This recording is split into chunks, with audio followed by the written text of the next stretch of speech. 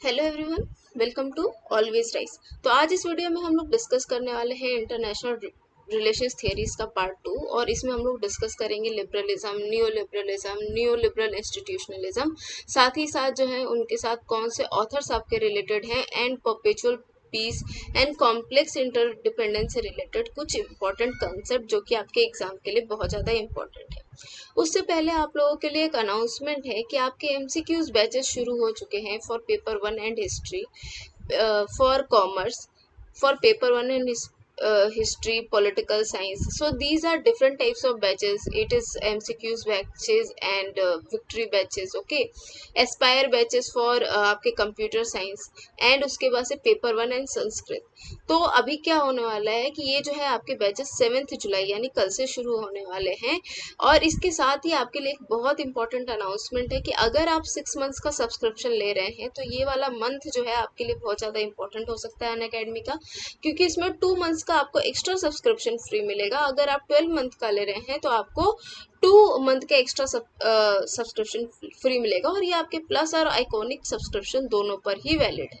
तो make sure जो है अगर आपको सब्सक्रिप्शन लेना है तो you can take it as soon as possible. और जो आपका प्राइस हाइक होने वाला था वो 15 जुलाई तक टल चुका है, तो आप इससे पहले सब्सक्रिप्शन ले लीजिए, ये ज़्यादा इंपॉर्टेंट होगा। कोई भी अगर आपको प्रॉब्लम होगी तो आप ग्रुप में पूछ सकते हैं and you have to use this code sakri90 to get 10% discount. Okay, so let's start with अपना थियरी। तो सबसे पहले है लिबरलिज्म। तो लिबरलिज्म क्या होता है? लिबरलिज्म का मतलब होता है फ्रीडम। अगर आप एक लिबर्टी, ठीक है, लिबर्टी, फ्रीडम। लेकिन अगर आप आईआर में देखेंगे तो दिस इज बेसिकली आपका कि जो स्टेट होते हैं ना, ठीक है, वो किस तरीके से किसी नेशन का बिहेवियर डिफाइन करते हैं इन इंटरनेशनल रिलेशंस, उससे रिलेट करता है। तो state preferences play an imperative role in defining the behaviour of the nation when it comes to maintaining international relations. अब ये जो आपके स्टेट होते हैं वो अपने अपने तरीके से क्या कर सकते हैं, किसी अपने बिहेवियर को डिफाइन कर सकते हैं। ज़रूरी नहीं है कि जिस तरीके से यूएसए किसी मैटर पर स्टैंड लेगा उसी तरीके से इंडिया भी स्टैंड लेगा। दोनों अपने अपने एरेना में फ्री हैं and they can choose there type of behaviour. So this is आपका लिबरलिज्म इन इंटरनेशनल रिलेशंस। अब ये किस तरीके से आपका रिलेट हो सकते हैं? It can be related to culture, it can be related to economy, security और politics of a state. Nations on the basis of their preference work to achieve and fulfil these preferences. Okay, अब इसके propounders या फिर आप founder बोल सकते हैं कि कौन जो है आपके लिबरलिज्म के फाउंडर हैं इन इंटरनेशनल रिलेशंस। तो सबसे पहले जो रूट्स हैं इट कम्स फ्रॉम आपके writings of John Locke in late of 17th century. इसमें इन्होंने आपके जो पीसफुल रिलेशंस किस तरीके से नेशंस के बीच में स्टैब्लिश किए जा सकते हैं और किस तरीके से वो बोलते हैं कि अगर आपको ट्रेड को बढ़ाना है, अगर आपको इकोनॉमिक रिलेशंस को बढ़ाना है तो इट इज़ वेरी इंपॉर्टेंट कि जो आपके नेशन स्टेट्स हैं इनके बीच में क्या है, ऑर्डर बना रहे, पीस बना रहे। सो दिस इज आपके जॉन लॉके का स्टैंड। ठीक है, तो प्रोपाउंडर कौन हो गए, फाउंडर कौन हो गए, ये हो गए आपके जॉन लॉके। नेक्स्ट इज आपके Stanley Hoffmann. He is a political writer and he says कि the essence of liberalism is self restraint. यानी लिबरलिज्म का जो मतलब होता है वो क्या होता है? सबसे पहला होता है सेल्फ रिस्ट्रेंट। किसी भी तरीके से एक्सट्रीम को नहीं यूज करना है, मॉडरेशन होना चाहिए, कॉम्प्रोमाइज होना चाहिए, पीस होना चाहिए। जहां पर इंटरनेशनल पॉलिटिक्स जो होता है वो बिल्कुल ही अपोजिट होता है। इंटरनेशनल पॉलिटिक्स का क्या मतलब होता है? ट्रबल्ड पीस, ठीक है, एट बेस्ट, और द स्टेट ऑफ वॉर। लेकिन अगर आप लिबरलिज्म का एसेंस देखोगे तो बिल्कुल डिफरेंट होता है। दैट इज आपका स्टैनली हॉफमैन का एक तरीके से स्टेटमेंट। अब there are some agreed principles, ठीक है। सम अग्रीड प्रिंसिपल्स का क्या मतलब होता है कि जो आपके लिबरलिज्म थियरी है उसमें कुछ ऐसी चीजें हैं जो कि सब लोगों ने अग्री की हैं कि हाँ ये लिबरलिज्म के एसेंस को डिफाइन करती है। सबसे पहले स्टेट्स विथ नेचुरल राइट्स, यानी स्टेट के पास कुछ जो है नेचुरल राइट्स होते हैं, जैसे कि राइट टू लाइफ हुई, लिबर्टी हुई, प्रॉपर्टी हुई। जॉन लॉके का बेसिकली आपका आइडिया ऑफ परपेचुअल पीस, ठीक है, आइडिया ऑफ परपेचुअल पीस ये जो है आपके लिए बहुत ज़्यादा इंपॉर्टेंट कंसेप्ट है, इसको हम लोग डिटेल में देखेंगे। ये आपका इमैनुअल कांट ने दिया था परपेचुअल पीस का कंसेप्ट इन इंटरनेशनल रिलेशंस, और उसमें ये जो है कुछ 3-4 चीज़ें बताते हैं। सबसे पहले वो बताते हैं कि कोई भी पीसफुल वर्ड है वो तब तक इस्टेब्लिश नहीं हो सकता है अगर कुछ, जब तक कि कुछ ग्लोबली एक्सेप्टेड आइडियाज ना, ठीक है। ग्लोबली एक्सेप्टेड आइडियाज क्या हैं, ये इन्होंने 2 पार्ट में डिवाइड किया है, we will see. And the implementation of such ideas ensure long lasting world peace, और वो जो आपके ग्लोबली एक्सेप्टेड आइडियाज हैं, जब उन आइडियाज को इम्प्लीमेंट किया जाएगा तभी जो है वर्ल्ड पीस को अचीव किया जा सकता है, ठीक है। तो ये 2 पार्ट में आपके स्ट्रक्चर्ड हैं। सबसे पहला है प्रिलिमिनरी आर्टिकल्स, ठीक है, स्टार्टिंग में जो है वो बोलते हैं। तो सबसे पहला है आपका no secret treaty of peace shall be held valid which in which there is tactically reserved matter of future war, यानी उस किसी भी सीक्रेट ट्रीटी या पीस को जो है आपका अग्री नहीं किया जाना चाहिए, वैलिड नहीं होना चाहिए, जिसमें किसी ना किसी तरीके से फ्यूचर वॉर के बारे में एक तरीके से उसके मैटर को रिजर्व कर दिया गया है। सेकेंड, कोई भी स्टेट हो, फिर चाहे कोई भी इंडिपेंडेंट स्टेट हो, फिर चाहे वो लार्ज हो या स्मॉल है, ठीक है, वो किसी भी अदर स्टेट के डोमिनियन में नहीं आना चाहिए, ठीक है, either by inheritance, exchange, purchase or donation. Standing army shall in time भी टोटली अबॉलिश्ड, ये बोलता है कि जो स्टैंडिंग आर्मीज हैं उनको फ्यूचर में या फिर आगे बढ़ते बढ़ते पूरी तरीके से खत्म कर देना चाहिए। National debt shall not be contracted with a view of the external friction of the state. No, this is very important. अभी नेशनल डेट का जो कंसेप्ट चल रहा है चाइना वाला, बेल्ट एंड रोड इनिशिएटिव वाला, अगर आपको पता हो तो। Next is no state shall be a force interfere with the constitution और गवर्नमेंट ऑफ अनदर स्टेट, यानी सॉवरेनिटी को क्या करना है, सॉवरेनिटी को रिस्पेक्ट करना है। No state shall during war permit such acts of hostility which would make mutual confidence in the subsequent peace impossible. मतलब अगर कोई भी स्टेट है, अगर वो वॉर चल रहे हैं या फिर ऐसी कोई सिचुएशन है, तो उसमें भी कोई भी ऐसा काम नहीं करना चाहिए या फिर कोई भी ऐसा कॉन्फिडेंस ब्रीच नहीं करना चाहिए जिससे कि जो है आपका पीस स्टैब्लिश ही ना हो पाए, सच एज कि employment of Assassin's, prisoners, breach of capitulation, incitement of treason in the opposing state, ठीक है। नाउ जो आपके सेकेंड है, दैट इज आपका 3 डेफिनेटिव आर्टिकल्स। दे से कि कुछ और चीजें हैं जिसके थ्रू जो है हम पीस को बिल्ड कर सकते हैं, ठीक है।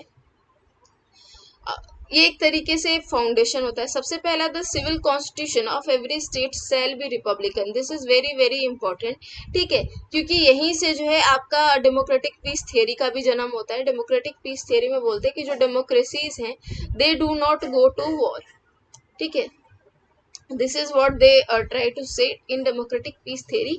और इसका जो है आपका परपेचुअल पीस से कंसेप्ट लिया गया था कि इसमें कांत क्या बोलते हैं कि जितने भी आपके सिविल कॉन्स्टिट्यूशन है वो रिपब्लिकन होने चाहिए, डेमोक्रेटिक होने चाहिए। The law of nation shall be founded on the federation of free state. And third, the law of world citizenship shall be limited to condition of universal hospitality, ठीक है। तो अभी आपको क्या पता होना चाहिए कि 1795 में उन्होंने परपेचुअल पीस नाम का जो है एक एस्से निकाला था जिसमें उन्होंने ये सारी चीजें बताई थी। And he was a German philosopher, very very important for your point of examination. And he conclude that citizen of democratic republic are less likely to support their government in war. जो भी आपके democratic Republic वाले होंगे citizens, वो क्या करेंगे, वो war को बहुत ज्यादा सपोर्ट नहीं करेंगे, because this would mean calling down on themselves on the all miseries of war. अगर आपके ऑटोक्रेटिक गवर्नमेंट होगी तो वहां पर उनके पास कोई चॉइस नहीं रहेगी, लेकिन अगर रिपब्लिकन होंगे तो कोशिश करेंगे कि भाई कि आप वॉर पे ना जाओ, क्योंकि अगर वॉर होगा तो जितनी भी मिजरीज ऑफ वॉर होंगी वो उनको खुद ही झेलना पड़ेगा। So this was the idea in आपका perpetual peace of Kant. Next आपका इंपॉर्टेंट फैक्टर है market as an important factor, ठीक है। इकोनॉमिक जो है फैक्टर आपका बहुत ज्यादा इंपॉर्टेंट है लिबरलिज्म में। नेचर ऑफ सोशल एक्टर्स, ठीक है। तो नेचर ऑफ सोशल एक्टर्स क्या होता है, रियलिस्ट व्यू आपको बोलते हैं कि जो भी आपके सोशल एक्टर्स हैं they are state centric in nature. The liberal view is based on the principle of pluralism. Pluralism मतलब जैसे कि पूरी सोसाइटीज आपकी बहुत सारे भागों में डिवाइडेड होती हैं, वो इकोनॉमिक हो सकती है, सोशल हो सकती है, पॉलिटिकल हो सकती है, कल्चरल हो सकती है, एक्सेट्रा, ठीक है। And these groups are always in confrontation with each other, ठीक है। ये हमेशा जो है एक दूसरे के एरिया में आती रहेंगी और एक दूसरे से वो कन्फ्रंट करती रहेंगी, लेकिन इनका जो रेजोल्यूशन है ये आपके पॉलिटिकल मीन्स पर बेस्ड है। And social actors favour some economic, social, culture and political arrangement then the other.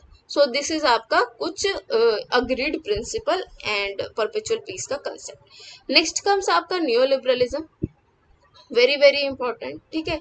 तो न्यू लिबरलिज्म में ये लोग बेसिकली क्या बोलने की कोशिश करते हैं कि जब आप इंटरनेशनल रिलेशंस को मेंटेन कर रहे हो तो जो स्टेट है सबसे पहले उनका फोकस कहाँ होना चाहिए, एब्सोल्यूट गेन्स पे, ठीक है, रादर देन रिलेटिव गेन्स, ठीक। जैसे दो स्टेट थे, ठीक है, जब हमने आपको बताया था कि ये दोनों स्टेट जो है एक दूसरे से ज्यादा क्या करने की कोशिश कर रहे हैं, पावर अक्वायर करने की कोशिश कर रहे हैं, ठीक है। तो दिस इज आपका रिलेटिव कि इससे करें, लेकिन इसमें न्यू लिबरल क्या बोलते हैं कि एब्सोल्यूट गेन होना चाहिए। एब्सोल्यूट गेन इसलिए होना चाहिए ताकि कोई भी जो कंट्री हो वो इस पर्टिकुलर कंट्री को कभी भी जो है आपका उसके सामने जो है वॉर के लिए या फिर किसी भी तरीके से ना जीत पाए। जैसे कि आपका यूएसए, ठीक है, इनका जो आपका हो इकोनॉमिक भी हो, मिलिट्री भी हो, हर तरीके से इनका लोकेशन वाइज भी जो है आपका ये एक हेजमन बन के रह गया और कोई भी कंट्री जो है टिल नाउ कोई भी कंट्रीज जो है इसको चैलेंज करने के लिए अभी थी नहीं। तो दैट इज आपका एब्सोल्यूट गेन होना चाहिए rather than relative gain. Second, new liberal institutionalism mainly focuses on the fact that the international institution can play a major role in allowing nations successfully cooperate in the international front. And इसके propounder क्या है, कौन कौन है, Robert O Keohane and Joseph S Nye, ठीक है। ये दोनों ही आपके फाउंडर कहलाए जाएंगे न्यू लिबरल इंस्टीट्यूशंस के। एंड कोहेन की बुक का नाम था after hegemony, it is one of the classic of the general. इसमें बहुत अच्छे तरीके से इन्होंने एब्सोल्यूट गेन किस तरीके से किया जाता है, each and everything he has described very in a very good manner.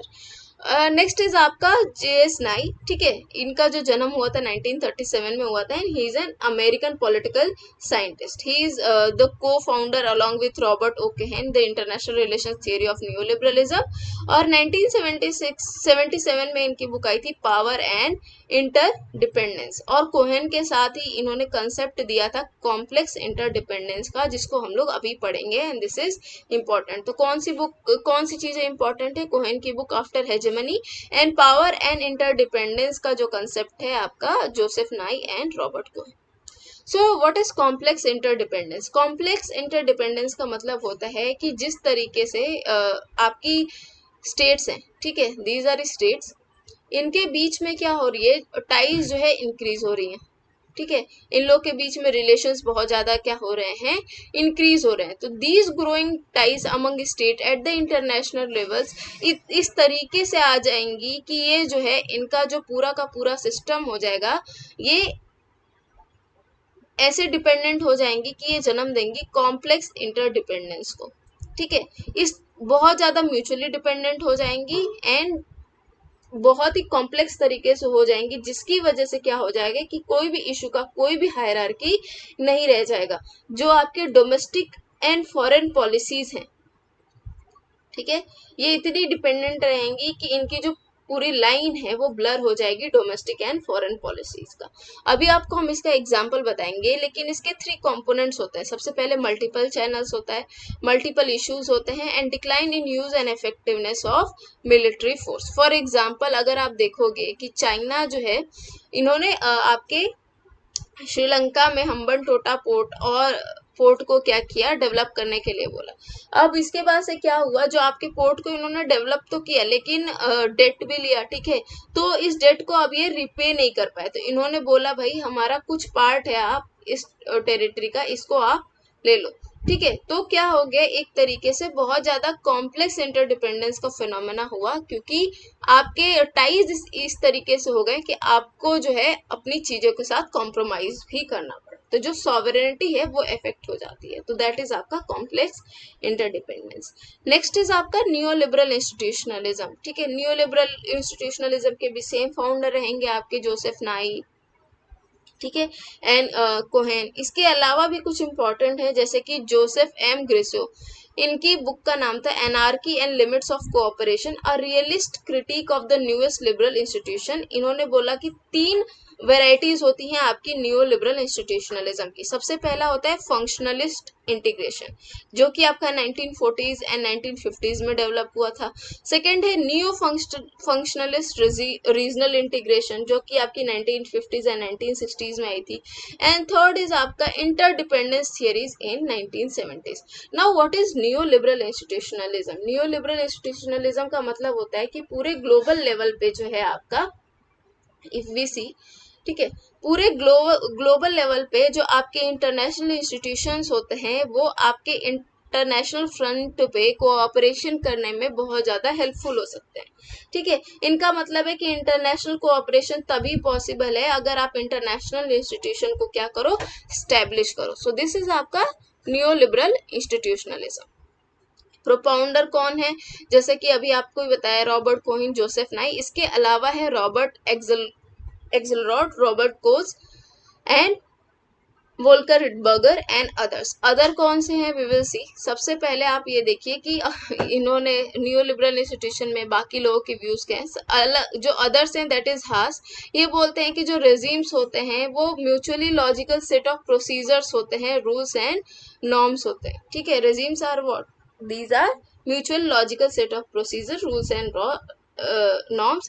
Next is आपका Hedley Bull, he was a professor of international relations, और इन्होंने बोला था कि जो आपके रूल्स एंड इंस्टीट्यूशंस होते हैं these are very very important in international society. Why? Because rules are general imperative principles which require और authorize prescribe classes of person और groups to behave in prescribed ways. यानी rules क्या करते हैं, कुछ लोग होते हैं या फिर कुछ आपके स्टेट्स होते हैं, ठीक है, उनको एक तरीके से प्रिस्क्राइब करते हैं कि वो किस तरीके से बिहेव करेंगे। And institutions according to bull allows observance of rule by the action of formulating, communicating, administrating, enforcing, interpreting, legitimizing and adapting them।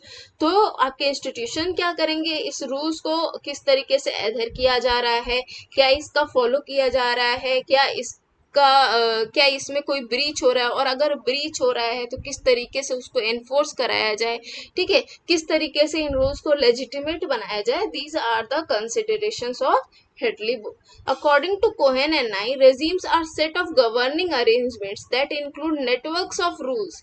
Regimes क्या होते हैं? रेजिम्स मतलब बेसिकली आपके institutions, they include networks of rules, norms and procedure that regularize behaviour and control its effect. So this is आपका new liberal institutionalism.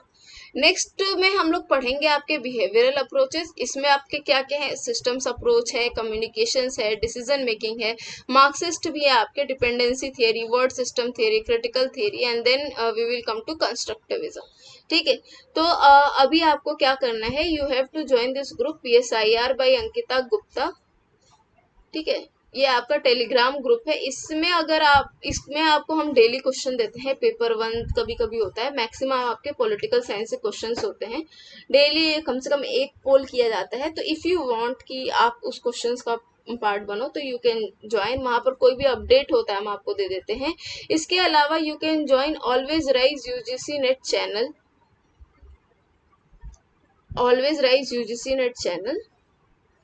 यहाँ पर जो है आपको जो भी इम्पोर्टेंट PDFs होते हैं वो हम आपको दे देते हैं अगर आपको किसी चीज़ की ज़रूरत होती है। Okay, so that is all from my side. I'll see you in the next video. Thank you, and if you want more videos then you have to just like, share, subscribe. जितना आप share करोगे उतना ही we will discuss. Thank you so much.